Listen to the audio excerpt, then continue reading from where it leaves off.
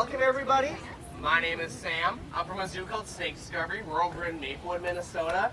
We love reptiles. I'm hoping that some of you might love reptiles too. So how about we put our hands in the air if we're a fan of reptiles?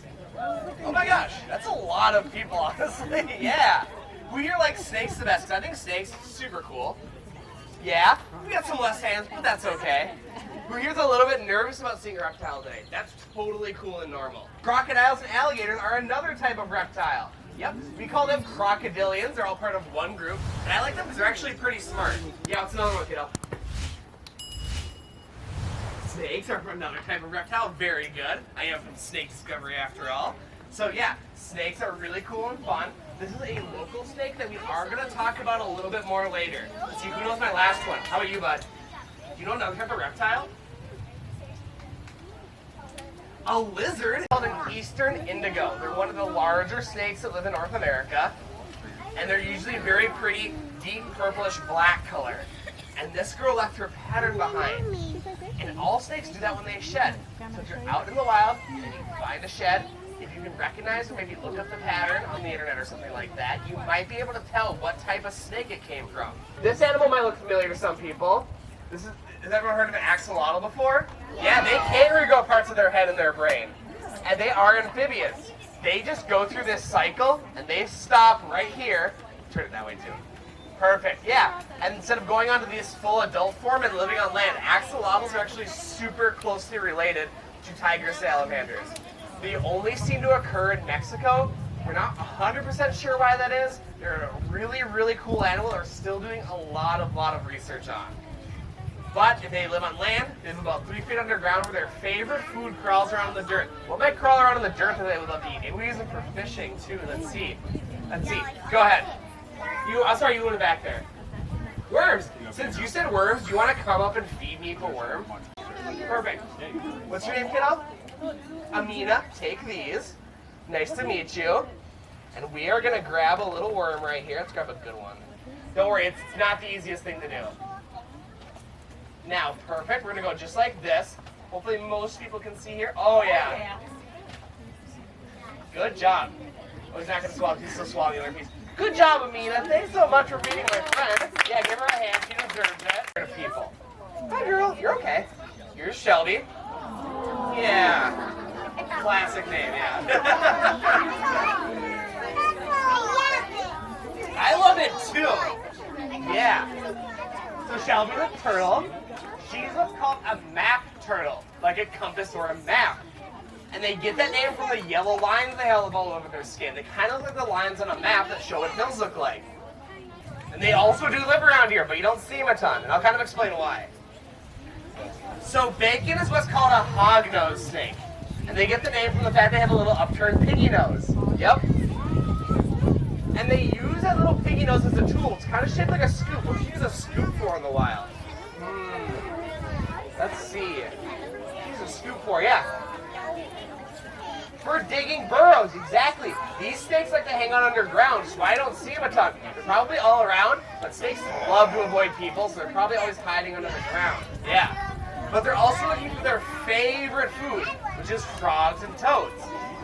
Yeah, frogs and toads will bury their bodies in the dirt and the mud sometimes. It's a great idea to go kind of dig through the ground and look for them. It's basically all they eat in the wild.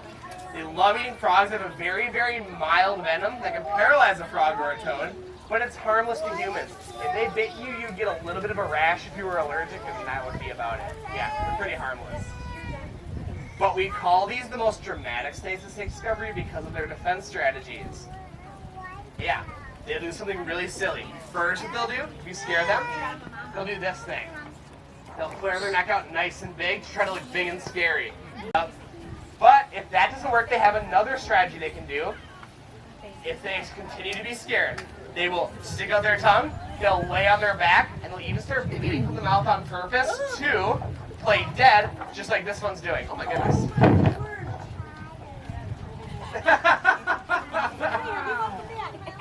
Yep. Yeah, if they see a bird or an animal that scares them, they're going to lay on their back and stick out their tongue to play dead. So can you stick your head back and stick out your tongue to play dead just like a hognose? Oh my gosh, it's going to die. Yeah. Her name's Tina. We've had her ever since she was an egg. She's the daughter of Brad and Janet. So here's Tina. Yep. Yeah, we've had her ever since she was an egg. She's about 14 years old now. She's super used to being around people. Don't mind her resting snake face. She always looks angry. Yeah. But Tina's what's called a bull snake, like a bull. And bulls are kind of known for being like grumpy. They don't like being bugged. And that's kind of the attitude of the bull snake. And they'll have a couple of different ways they can tell you, hey, leave me alone.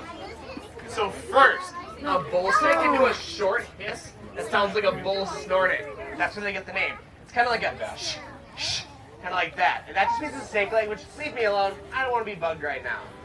But if that doesn't work, they have something else they can do.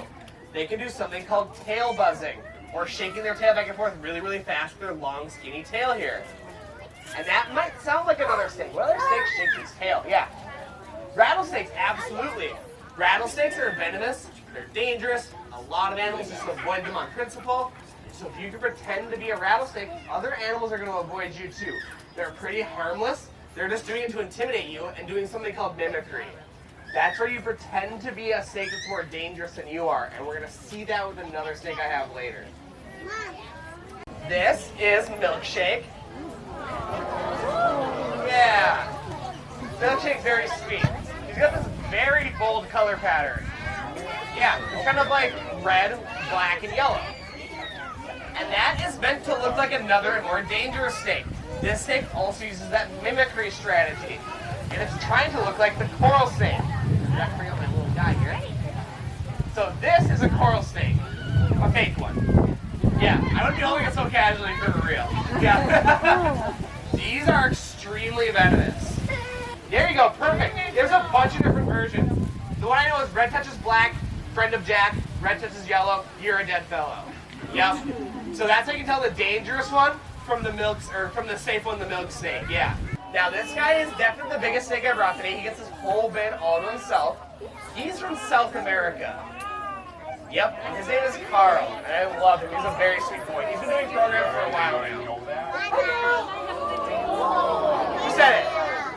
Boa, yep, absolutely. He's a boa constrictor.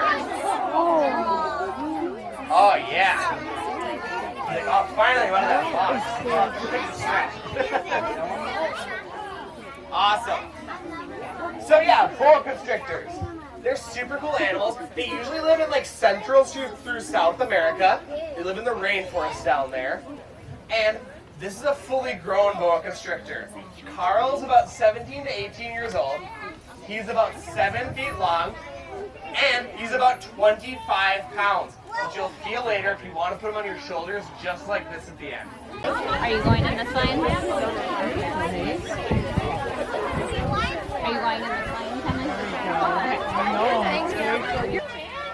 This is the challenge?